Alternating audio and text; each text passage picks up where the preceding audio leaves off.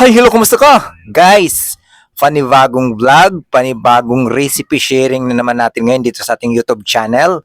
Pang negosyo recipe guys, Choco German bread.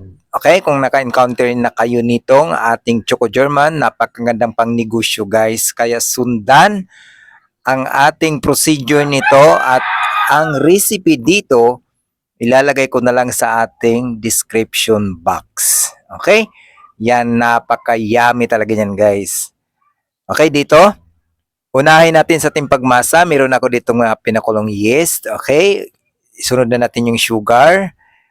Okay, basta ang buong sukat at complete na ingredients nito ilalagay ko sa description. Okay, ayan, isunod na natin ang ating asin. Ayan, nakalagay na rin dyan ang ating powder milk. Okay, at syempre ang ating tubig, huwag nating kalimutan.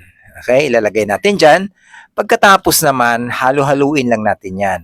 Habulan na rin natin ng konting vanilla, no? Okay? Ngayon, dito guys sa ating paggagawa ng Choco German, ito'y mano-mano lamang ang ating ginagawa, no? Dahil nasa 1/4 lang ito, 1/4 or 250 grams ang ating gagawin. Ito naman talaga pang tutorial lang. Okay, ngayon isunod na natin ang ating unsalted butter. Yan, pwede rin yan gamitin nating shortening, pwede rin namang oil. Pero mas the best talaga guys, itong butter. Talagang lumalasa talaga dyan sa ating paggawa ng dough ng ating German or sa ating Choco German. Okay, ayan, nandyan na, nakalagay na. Haluin lang natin ha, halu-haluin natin. Ito, pinas forward na natin. At ilagay na rin natin dyan ang ating flour. Okay? Kung sa pakiramdam nyo medyo matigas, mag-add lang kayo ng water, ano? Pero dyan naman kasi, ang ating arena dyan, medyo maganda naman kasi globe first class yan ang ating nilalagay dyan. Okay? Or bread flour.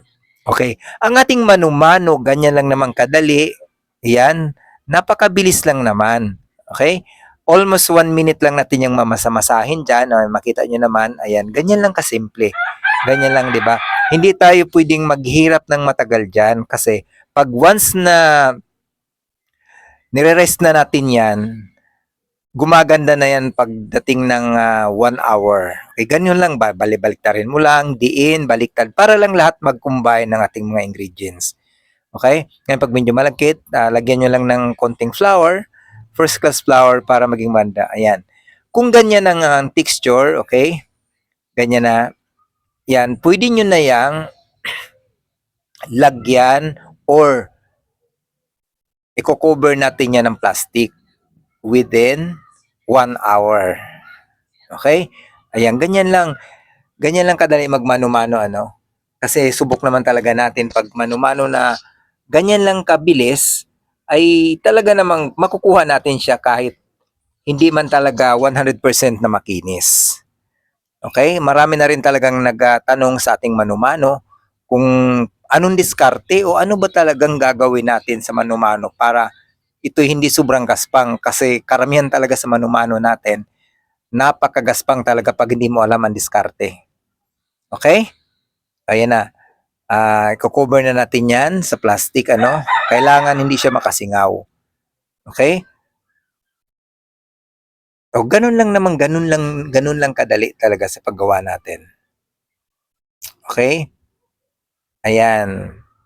Huwag niyong kalimutan talaga kasi para mas mapabilis pa natin pag-alsa ng ating dough. Okay? After 1 hour, at tanggalin na natin at ilalagay natin sa ating mesa at siguraduhin lang natin na matanggal natin yung hangin, ano? Okay? Ayan. Dapat tanggalin talaga yung hangin. Kasi nga mano-mano ang ating procedure dito. Pagdating naman dito, ikakat natin yan, ano? Ikakat natin yan. Bahala na kayo kung gaano kalaki ang cutting ninyo dyan, pero yung timbang natin dyan, nasa 50 lang, 50 grams. Okay? Ayan, 50 grams lang.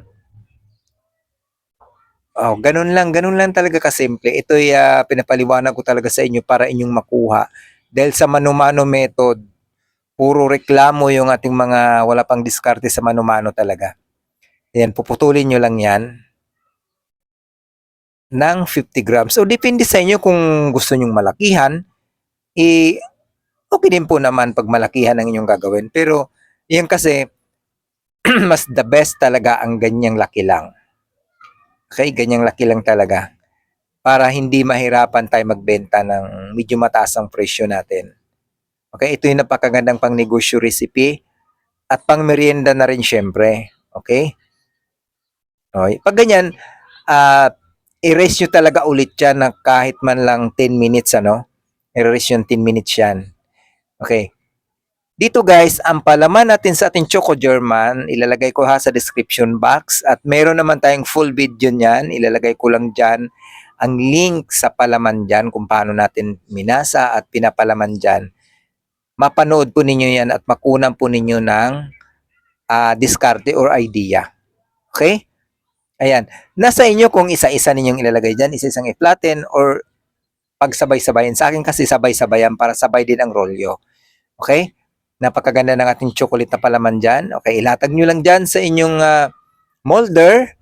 Okay? Ilagay nyo lang dyan at syempre hihiwaan nyo rin yan. Okay, mag-iingat lang sa paghiwa.